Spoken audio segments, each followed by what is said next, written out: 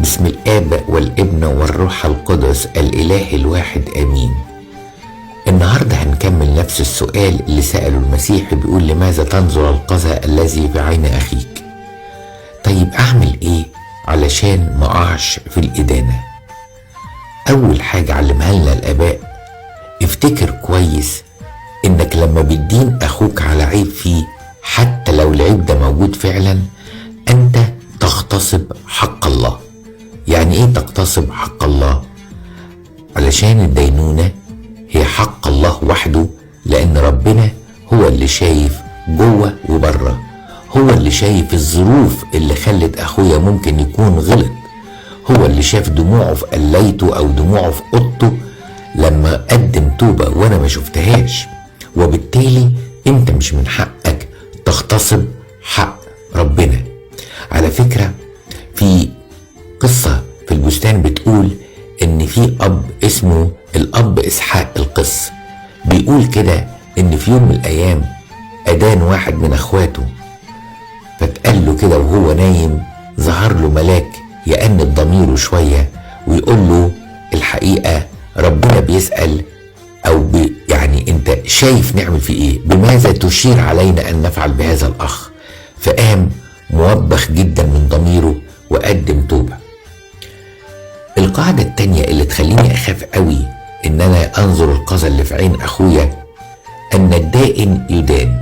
ربنا قال كده بوضوح: لا تدينوا كي لا تدانوا. يبقى أنا لما بدين أي حد من الناس أنا بتعرض للإدانة.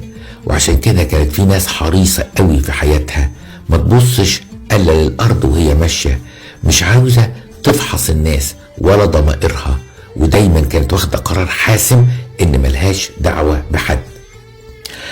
حاجة كمان، إن أنا ممكن بالإدانة دي قد أدين قديسا.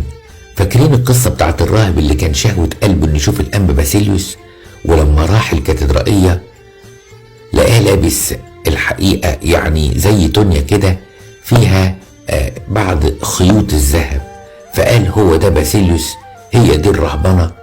وعشان ربنا يكشف له نزل في مرة من المرات بيتمشى، سمع صوت صلوات وتسبيح، فلقى ان القديس الأنبا باسيليوس والملك والملكة لابسين خيش طول الليل وبيسبحوا وبيجدلوا وبيشتغلوا شغل يدوي.